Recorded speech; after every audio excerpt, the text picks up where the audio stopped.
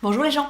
Aujourd'hui nous allons aborder la question du harcèlement. Sujet casse-gueule au possible tant les formes de harcèlement à l'égard des femmes sont nombreuses, pernicieuses, sournoises et la plupart du temps tolérées. Alors bien sûr, sur le principe, toutes les formes de harcèlement sont unisexes, que ce soit le harcèlement scolaire, le harcèlement moral, physique, le harcèlement dans la sphère privée appelé harcèlement conjugal, le harcèlement dit professionnel.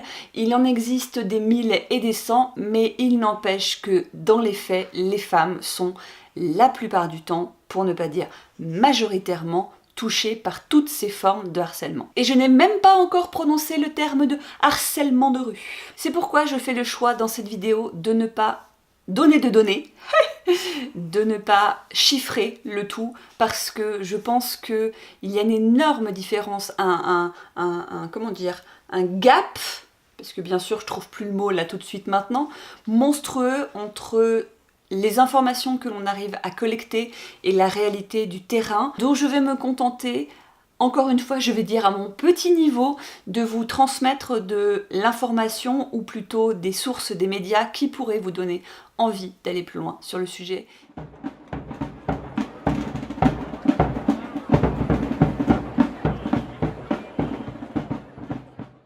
Je vais vous proposer plusieurs ressources que j'ai utilisées ou non pour comprendre un petit peu mieux ce sujet. Pour le graphique, j'ai choisi de vous parler de la BD Les Crocodiles qui a été réalisée aux éditions Lombard par Thomas Mathieu et qui est paru en 2014. Pour replacer les choses dans leur contexte, au départ, Les Crocodiles, c'est un projet sur la plateforme de micro-blogging qui s'appelle Tumblr, un projet qui s'appelait Projet Crocodile, qui a vu le jour en 2013 et qui en fait se proposait de présenter sous forme donc de bande dessinée tout un tas de témoignages autour du harcèlement et du sexisme ordinaire que peuvent vivre les femmes au quotidien. Si tant est que traiter une fille de pute ou de salope ce soit un jour terminé par un plan cul consentant et agréable ou un mariage, mais ça c'est une autre histoire. Et dans ce que je viens de dire, le mot le plus important, c'est le mot témoignage. En aucun cas, il ne s'agit de fiction ni de scène imaginée. Toutes ces expériences ont été vécues par des femmes à un moment donné de leur vie et c'est là absolument essentiel. Je dis essentiel parce que parfois moi-même, en lisant certaines de ces plans, je me suis dit non mais c'est trop gros, c'est pas possible. Et en fait, si, elle explique ça très très bien dans la version, si je peux dire papier, de son projet. Je vous avoue ne pas avoir cherché plus que ça l'historique, la biographie de Thomas Mathieu, mais ce que je peux vous dire en tout cas, c'est qu'il a donc participé à ce premier projet Crocodile, je crois même qu'il en est en fait l'initiateur, si je puis dire, et il a depuis participé aussi à la petite BDTech des savoirs autour du féminisme qui est paru en 2016, qu'accessoirement je vous invite à découvrir parce que c'est une véritable mine d'informations elle aussi. Le principe de la mise en image de ces témoignages est très simple, les femmes sont représentées sous des traits noirs et blancs, très sobres, et tous les hommes, absolument tous, qu'ils soient bons ou mauvais, je reviendrai là-dessus, sont représentés sous forme de crocodile. Alors bon ou mauvais, je reviendrai là-dessus parce que nous sommes potentiellement, les hommes sont tous potentiellement le crocodile d'une femme. J'ai un petit peu du mal à expliquer la chose, c'est pourquoi je vous invite grandement à la fois consulter le blog pour vous donner une idée de son travail et parce que d'autres planches ont été proposées et dessinées ou en tout cas publiées sur le Tumblr depuis la parution du livre puisque je suis allée jeter un coup d'œil et j'ai pu voir des planches qui ont été mises en ligne en 2016 alors même que la BD donc, date de 2014 pour mémoire. Donc il y a vraiment beaucoup d'informations, beaucoup d'histoires et dans la version papier, dans la version aux éditions Lombard, ce que j'ai trouvé intéressant, c'est qu'il y a aussi tout le pourquoi du comment du projet, comment c'est né, comment est-ce qu'il a pris sa décision, pourquoi il a décidé de témoigner du point de vue des femmes alors qu'il est un homme, pourquoi est-ce qu'il a choisi la symbolique du crocodile, et il y a aussi des apports avec d'autres intervenants. J'ai pris des notes parce que je ne voulais pas faire d'erreur. Donc il fait notamment intervenir Irène Zellinger, ou Zellinger, désolée, qui est sociologue et formatrice en autodéfense, pardon, et qui a écrit un livre qui s'appelle Non c'est non, premier manuel en français sur l'autodéfense féministe. Autant de sources que je n'ai pas eu le temps de consulter, qui se multiplient, qui se démultiplient. Vive la wishlist! Wishlist power! Il fait également intervenir Anne-Charlotte Husson, qui est doctorante en linguistique et qui est auteure du blog Genre. Il y a également toute une partie sur les stratégies à adopter pour justement pouvoir se défendre, que ce soit au travers des mots, en n'ayant pas peur de crier, de dire à haute voix, de formuler ce qui ne nous convient pas pour espérer être entendu. Il donne plusieurs astuces pour mieux s'en sortir, comme par exemple, et c'est pas la première fois que je le lis, qu'il peut être plus intéressant de crier au feu que de crier à l'aide. A priori, ça interpelle plus les gens. Et ça va jusqu'à quelques croquis sur les premières techniques de défense que l'on peut mettre en place pour se protéger et pour riposter en fait. C'est vraiment assez complet, j'ai trouvé ça très intéressant. Et en même temps, j'ai ressenti vraiment un profond sentiment de malaise en fait. Pour tout vous dire, quand j'ai eu fini de lire cette BD, de la lire en une fois, ça m'a presque donné envie de ne plus sortir de chez moi. Je me suis sentie en insécurité en fait, alors même que j'étais dans ma maison, limite au coin du feu. Enfin voilà, j'étais très très loin de la plupart des situations qui sont décrites dans cet ouvrage. Mais ça m'a tellement touchée, ça m'a tellement rappelé des situations que j'ai pu vivre, alors même que je considère ne... Ce que je vais dire est assez fou. J'allais vous dire, alors même que je considère ne pas avoir vécu de choses graves. J'ai vu mon premier sexe en érection quand j'avais peut-être 11 ou 12 ans, en rentrant de la piscine. J'étais toute seule, je rentrais à pied. Peut-être même que j'étais plus âgée, hein, mais je situe ça grand maximum, ouais, 12-13 ans. Je rentrais de la piscine, un homme était en voiture, s'est arrêté à côté de moi, il m'a proposé de me raccompagner.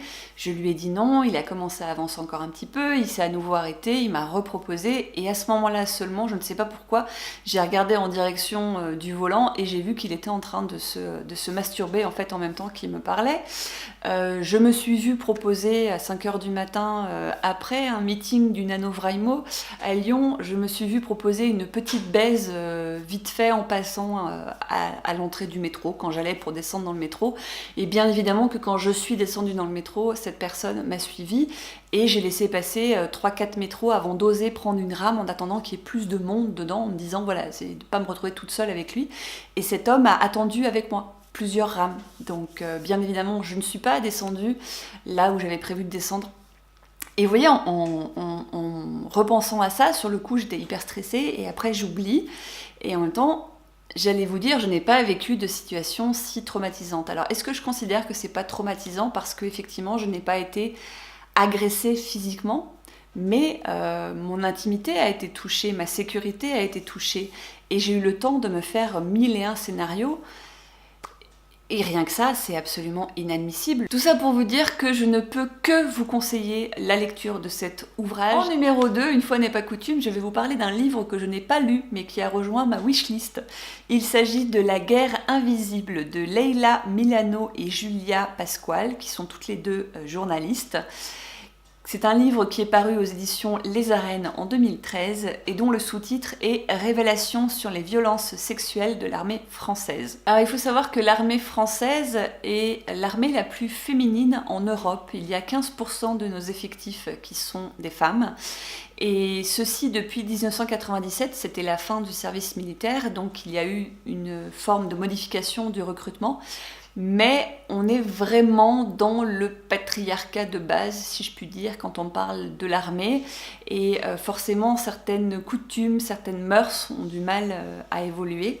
Donc ces deux journalistes ont interviewé bon nombre de femmes dans l'armée qui ont témoigné de ce qu'elles vivent au quotidien. les petites blagues et les petites remarques sexistes, les petits « oh bah faut pas le prendre comme ça, oh mais c'est pour rigoler », jusqu'aux formes plus dures et plus cruelles et plus abruptes de viol et de sévices sexuels, voire même de propositions qu'on aurait appelées dans les années 1980 promotion canapé. Et pour le peu que j'ai pu en découvrir, ça m'a donné envie de le lire, et je vous laisse en barre d'infos. Je vous fais toujours comme ça au cas où vous ne sachiez pas où c'est la barre d'infos. Je vous laisse en barre d'infos un article notamment paru dans les Inrecuptibles, je sais jamais comment ça se prononce, bref, dans les Inrocks, et également une interview des journalistes, je sais plus si c'est toutes les deux ou si c'est une des deux, mais en tout cas une interview où elles reviennent sur cet ouvrage. Et fait important, suite à la parution de ce livre, le ministre à l'époque, dont je n'ai bien évidemment pas retenu le nom, a décidé de lancer une commission pour savoir ce qu'il se passait exactement dans le milieu militaire français. Je vous avoue que je ne sais pas ce que ça a donné, ni si ça a abouti, mais ça m'a permis de me conforter dans le fait qu'il faut libérer la parole, parce que c'est grâce à ce type de témoignages de personnes qui osent parler de leur vécu qu'on peut parfois découvrir l'envers du décor, mais surtout prendre acte, mettre en place des actions et agir pour que cela ne se reproduise pas. Alors bien sûr, on va pouvoir dire que je suis utopique ou que sais-je, mais si on ne dit jamais rien, bien évidemment qu'il ne se passera jamais rien.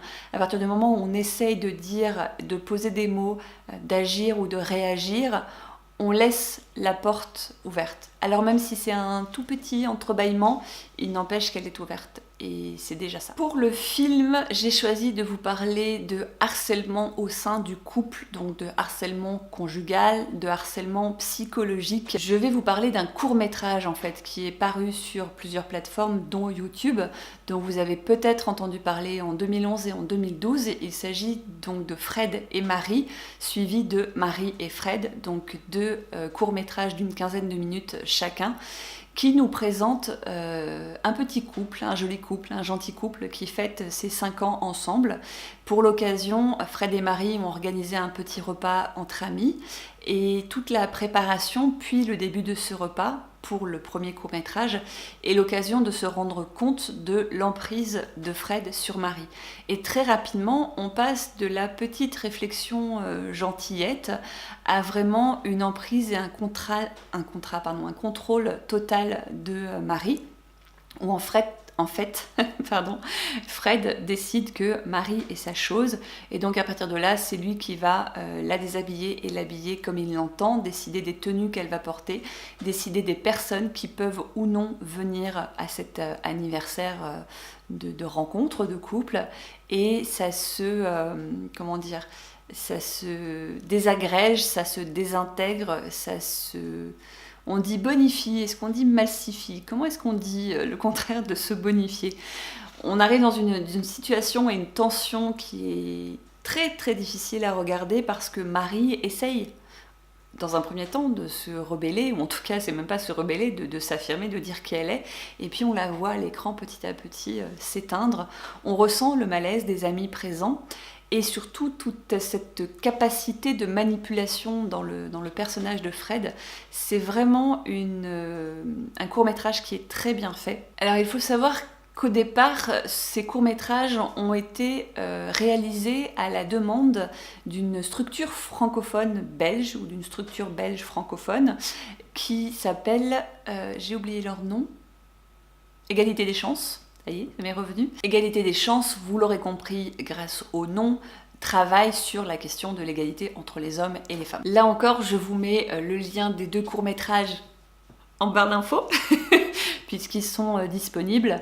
Et voilà, c'est 30 minutes qui seront bien utilisées, je pense, pour faire un peu de prévention autour de vous. Pour la chanson que j'essaie de vous mettre comme la dernière fois en petit fond sonore pendant que je vous parle, j'ai choisi Polly de Nirvana, qui était donc dans l'album Nevermind. La chanson Polly est sortie en 91. Pourquoi j'ai choisi cette chanson? Parce qu'elle parle pour le coup de viol, mais elle parle de viol du point de vue du violeur. Alors ça peut choquer de cette façon. En même temps, Nirvana, c'était un peu son cheval de bataille également, de choquer et de faire grincer des dents. Mais il s'est appuyé sur un fait divers qui est arrivé en 87 ou 88 aux États-Unis, je ne sais plus, où une jeune fille de 14 ans, à la sortie d'un concert pop, rock, grunge, punk, je ne sais plus non plus, s'est faite agresser, elle a été enlevée, puis torturée et violée par un homme, et elle a réussi à s'échapper en gagnant la confiance en fait de son bourreau, en lui faisant croire qu'elle appréciait ce qu'ils étaient en train de vivre ensemble, et elle a pu s'enfuir. Cet homme-là a été condamné. J'hésite à remuer le couteau dans la plaie en précisant que cet homme-là, si tant est qu'on puisse appeler ça un homme, devait à ce moment-là se trouver déjà en prison. Et oui, parce que des années auparavant, en 1960, me semble-t-il, ce petit être, cette petite chose infâme, avait été déjà condamné pour viol et pour torture à 75 ans de prison.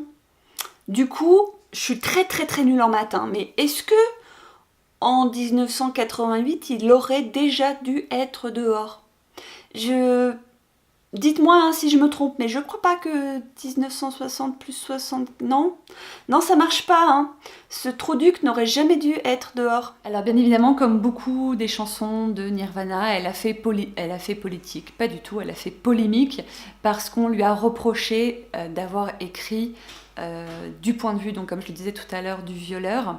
Et quand on lit les paroles et qu'on s'arrête à un premier degré, c'est très dérangeant et malsain.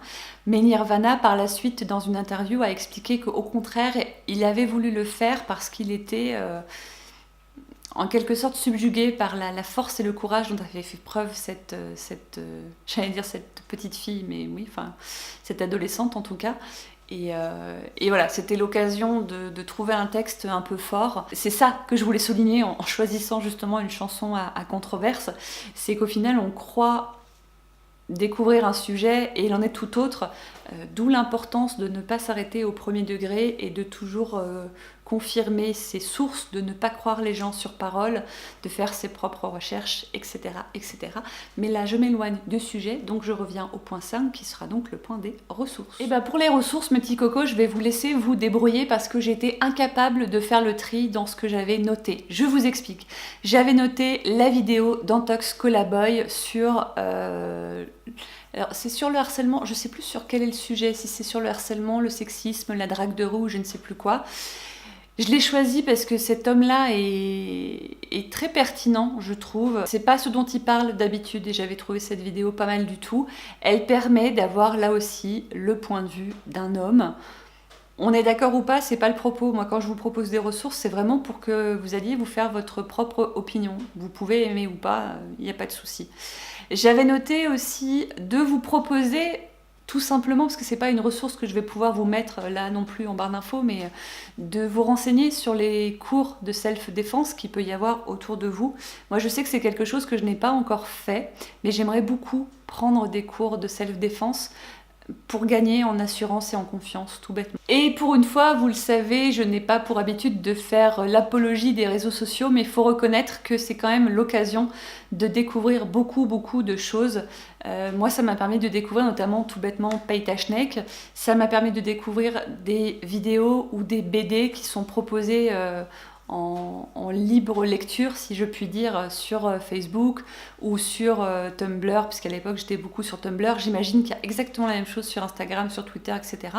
Donc je vais juste vous mettre 2-3 liens de choses que j'ai découvertes grâce aux réseaux sociaux et que j'aime beaucoup. Si vous avez envie de participer d'une façon collaborative, j'ai envie de dire, n'hésitez pas à laisser des liens dans les commentaires et je pourrais les ajouter, comme ça nous fera une bonne liste de choses à découvrir, parce que ce qui m'arrive là, si vous voulez, c'est qu'à chaque fois que je prépare une vidéo, la question de, je suis recouverte sous les ressources, les livres qui ont l'air super intéressants, les articles, les blogs, les forums, les vidéos à regarder, et il y en a tellement que je suis dans un état de frustration par rapport à mes recherches, vous avez pas idée, c'est très très riche et j'ai pas envie de... Un mois ça va, c'est limite trop court et en même temps j'ai pas envie de vous faire des vidéos toutes pourries, toutes moisies pour dire que ouais ça y est j'ai réussi, j'ai fait une vidéo par jour pendant un mois.